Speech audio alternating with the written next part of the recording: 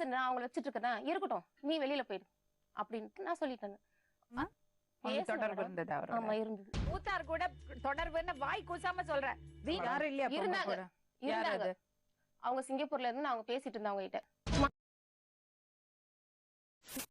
என்னாச்சு உங்களுக்கு உடம்பு சரியில்லையா? சாப்பிடாம கொஞ்சம் இது ட்ரிங்க்ஸ் பழக்கிறது மேடம். அதனால கொஞ்சம் கோட்டை விட்டுட்டேன்.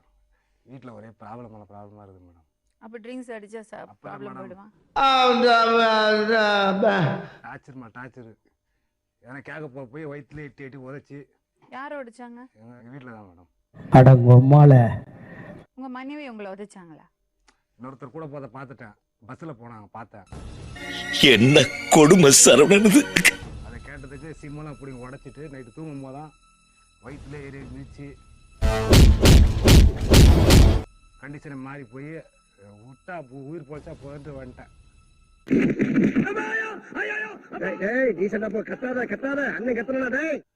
கூட பிறந்த கூட சுத்திக்கின்னு இந்த மாதிரி வேலை பண்ணின்னு.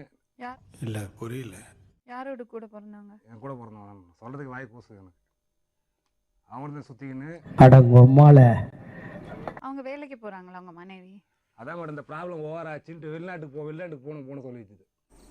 ஓ, வெளிநாட்டுக்கு நீ அனுப்பல, அதனால தான் நான் இந்த மாதிரி வேலை பண்ண அப்படி சொல்லிச்சு. அடே பேயில போமா. அப்புறம் இந்த 3 மாசம் கழிச்சு ஊருக்கு போயிட்டு வந்த துபாய் எங்க போயிட்டு வந்தது மேடம். வந்த உடனே அப்புறம் வந்து கொஞ்சம் பேச்சுனா ஒரு மாதிரி ஆயிடுச்சு. நான் அப்படிதான் போவேன், என்னடா பண்ணுவேன். அப்படிங்களா? ரொம்ப ரொம்ப சாரி சார். அப்படிதான் பேசுவேன். அப்புறம் இப்போ நாளடி இப்போ என்னாச்சுன்னா ஊர்ல இருந்து இப்போ வந்து மழை ஒழுங்காலாம் இருக்கலாம்னு வீடை பார்த்து வீடை மாத்திட்டு ஒழுங்கா தான் இருந்தது. இடையில இப்போ அக்கா கொஞ்சம் பணம் வந்தானே அக்கா கூட சேர ஆரம்பிச்சிச்சு பாருங்க.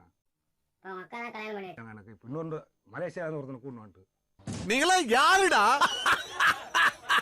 அவன் அக்கா இத்தனைக்கும் கூட பிறந்த அக்கா பக்கத்துலேயே அவன் இன்னொருத்தனை வீடு பிடிச்சி வச்சிருக்கு குன்றத்தூர்ல. சிறப்பான ஆள் நீ.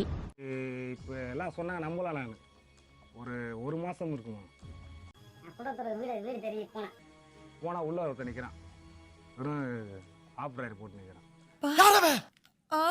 அவரு பாக்ஸரு சும்மா பாத்துட்டு போறாரு.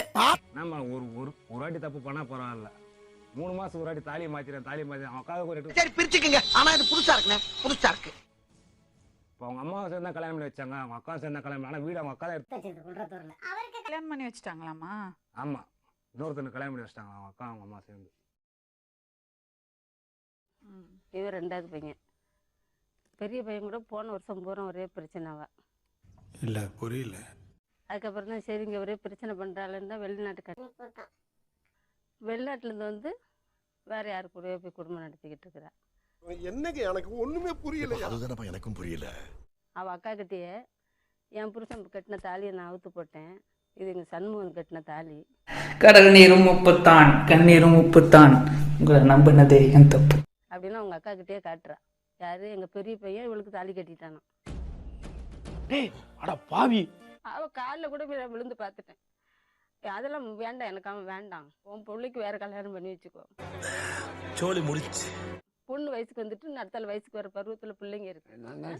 கேட்டா சொல்ற எனக்கு இஷ்டம், நான் கல்யாணம் பண்ணிக்கிறேன். வர்ற மாதிரி ஏன் உன் பொண்ணுக்கு நீ கல்யாணம் பண்ணி வச்சிடலன்னா, என் பொண்ணுக்கு 2வது நான் கல்யாணம் பண்ணி தான் வச்சிருக்கேன், இல்லன்னு சொல்லல. என் என்னமா ப்ராப்ளம்?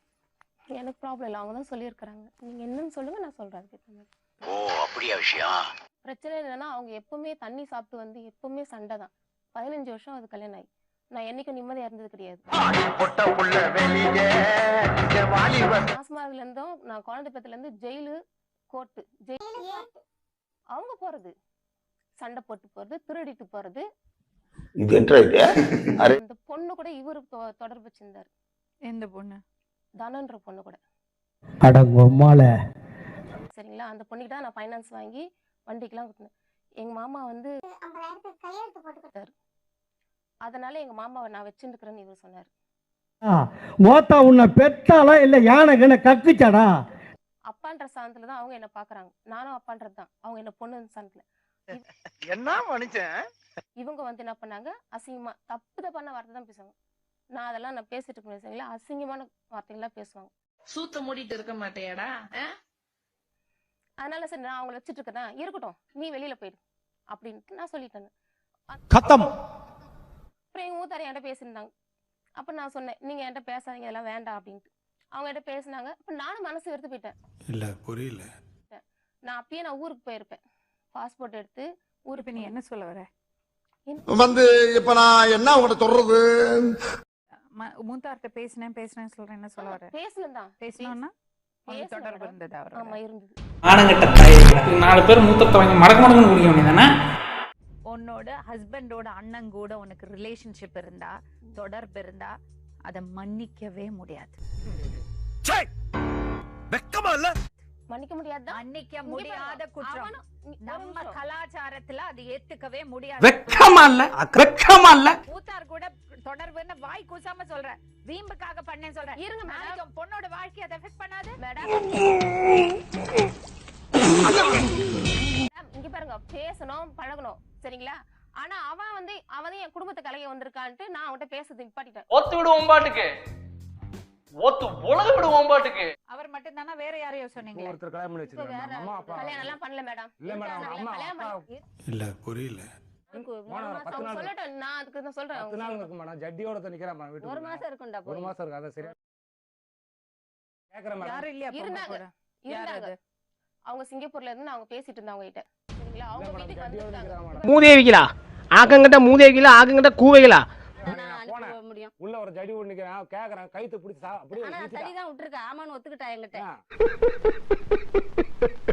அடிக்கலாம் இல்ல, மேடம், தள்ளிதான் விட்டேன். அப்படிதான் தள்ளி பண்ணுவேன். விட்ட மேடம், என் வீட்டுக்குள்ள நீ வராத. உன்னோட ட்ரெஸ்ல இருந்து எல்லாமே எடுத்துன்னு சொன்னாங்க, எடுத்து கொடுத்துட்டேன். அப்படியா? அப்ப உள்ள ஒருத்தர் எவனோ ஏம்மா, வச்சிருந்தா இருந்தாங்க தான், கேக்குறாரு. நான் இல்லன்னு சொல்லலையே, இருந்தாங்க தான். ஏம்மா, இருந்தாங்க தான். இப்போ இவன் ஆனங்கிட்ட தாய் புருஷன் இல்ல இவரு, எனக்கு புருஷன் இல்ல சொல்லலாம். பசங்களுக்கு அப்பா யாரு? நான் அதை சொல்ல மாட்டேனே. யார் சாமி இவன்? பிள்ளைங்க பெத்தது பசங்களுக்கு யாரு அப்பா? அப்பா அவங்கதான்.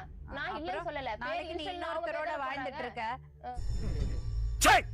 சொந்த அப்பா கூட வீட்ல இருந்தாலே இவ எவ்வளவு பிரச்சனை வருது.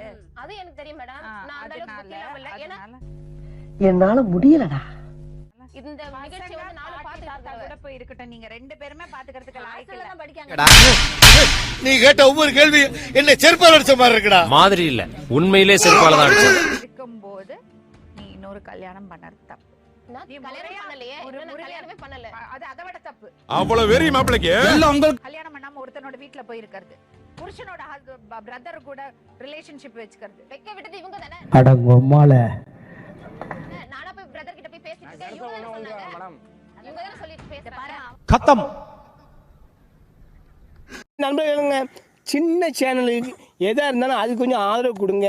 உங்க பொண்ணான கையை கொண்டு அந்த பெல்லில தட்டிடுங்க.